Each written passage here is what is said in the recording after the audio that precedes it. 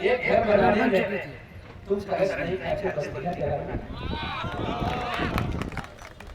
18% reservation देने का वादा किया, कितना 18% और 1% भी नहीं दिया और कह रहे हैं कि केंद्र सरकार इस सिलसिले में काम करे। तो तुमने क्यों वादा किया था तुम अगर नहीं कर सकते थे?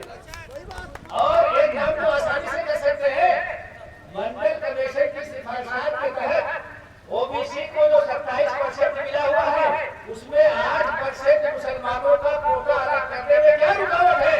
मुलायम सिंह बताए, अखिलेश बताए, आजम खां बताए, इसमें कोई रुकावट नहीं है। जब चाहे वो दे सकते हैं, लेकिन मुसलमानों को कुछ देना नहीं चाहिए। तो अब मुसलमान भी इसी तरह से समझ गया है, वो बहकावे में आने वाला नहीं है। उसे हक चाहिए, उसे इंसाफ चाहिए, उसे जस्टिस चाहिए, उसे न्याय चाहिए। अब उसको खिलौना देकर के बहलाया नहीं जा सकता। और बसपा की एक पार्टी है, इससे पहले बसपा की हुकूमत थी, बसपा की सरकार में हकीम तारिक कासमी को उठाए गए, याद है आपको? किसकी सरकार थी? बसपा की सरकार थी। खालिद मुजाहिद को उठाया गया, बसपा की सरकार थी। और जितनी इलेक्शन में वोट होने के लिए एक कमीशन बैठा दिया गया, सरकार चली गई, कमीशन की रिपोर्ट नहीं आई। इस सरकार के आने के बाद रिपोर्ट आई और अभी तक पैसे ठंडे बस्ते में पड़ी हुई है। नतीजा ये हुआ कि हमारा एक मासूम नौजवान खालिद मुजाहिद शहीद हो गया और तारिक कासमी अभी तक जेल में। बसपा के जमाने में कितने बेगुनाह उठाए गए। अगर वो मुसलमानों के हमदर्द होते तो क्या इस तरह के मसाइल को इंसाफ नहीं दे सकते थे? बसपा बीएसपी की जो सुप्रीमो है वो प्रमोशन में रिजर्वेशन और कोटे के लिए तहरीक चला सकते हैं, लेकिन मुसलमानों को काम कराने वाली आवाज नहीं उठा सकते।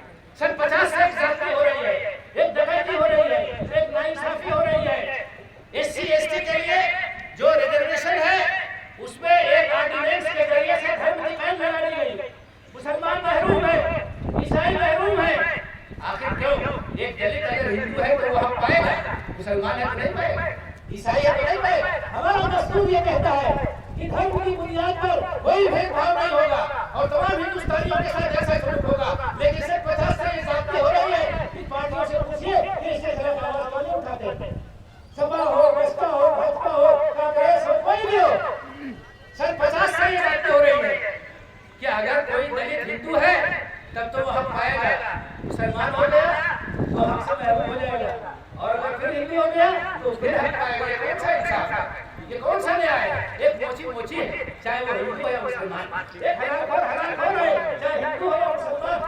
आप धर्म की बुनियाद पर, मजहब की बुनियाद पर तफरीक करते हैं, भेदभाव करते हैं। सच्चा कमेटी की बात आती, सच्चा कमेटी ने अपने सिफारिशात में कहा था कि जहां मुसलमान अच्छी खासी तादाद में मौजूद है उन सीटों को रिजर्व नहीं करना चाहिए और फिर से उस पर नजरसानी करनी चाहिए। अपनी समझ पर बहुत सी ऐसी सीटें हैं जहां 50-60% मुस्लिम वोटर है लेकिन उनको रिजर्व कर दिया गया है। मुसलमान वहां से नहीं खड़ा हो सकता। ये नाइंसाफी आपके साथ हो रही है, लेकिन कोई उस पर तवज्जो देने वाला नहीं। मेरे भाइयों, अगर आप चाहते हैं कि आपको हक मिले, महरूमियत खत्म हो, नौजवान इज्जत पाए, बेगुनाह जेलों से छूटे और जो मुजरिम है उसको जेलों में पहुंचाया जाए, तो आपके रास्ते में सिर्फ आपके लिए रास्ता सिर्फ एक है कि अपनी क़यादत को मजबूत कीजिए और अपनी लीडरशिप को मजबूत कीजिए, अपनी पार्टी को मजबूत कीजिए।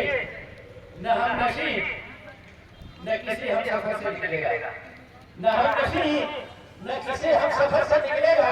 हमारे गांव का काका हमी से निकलेगा। मुलायम से नहीं निकालेंगे, मायावती नहीं निकालेंगे, सोनिया गांधी नहीं निकालेंगे, न नरेंद्र मोदी निकालेंगे। अगर आपको अपना कांटा निकालना, अपना हक हासिल करना है, अपनी ताकत पैदा कीजिए, अपनी क़यादत को मजबूत कीजिए, अपनी लीडरशिप को मजबूत कीजिए, आगे देखिए, अपने ऊपर से, अपने मफाद से ऊपर उठ करके सोचिए, कौम के लिए सोचिए, मुस्तकबिल के लिए सोचिए, बच्चों के लिए सोचिए और उनके रोशन मुस्तकबिल के लिए सोचिए। अपनी लीडरशिप को, अपनी क़यादत को अगर आप मजबूत करेंगे तो आपको अपना हक लेने से कोई रोक नहीं पाएगा। बस एक बात कहते हुए मैं अपनी बात खत्म करूंगा कि ये लड़ाई बहुत लंबी है और लंबी लड़ाई के लिए सब्र चाहिए, धैर्य चाहिए, बहुत ही सब्र के साथ आपको काम करना है, घबराहट नहीं होनी चाहिए। आज हम पौधा लगा रहे हैं, कल आने वाली नस्लें उसको फल खाएंगे इंशाअल्लाह। तो आपको लंबी लड़ाई के लिए तैयार रहना है और कुर्बानी के लिए तैयार रहना है। वक्त की कुर्बानी, पैसे की कुर्बानी, सलाहियत की कुर्बानी, बगैर कुर्बानी के कोई चीज हासिल नहीं होती है। आपको कुर्बानी के लिए तैयार रहना है।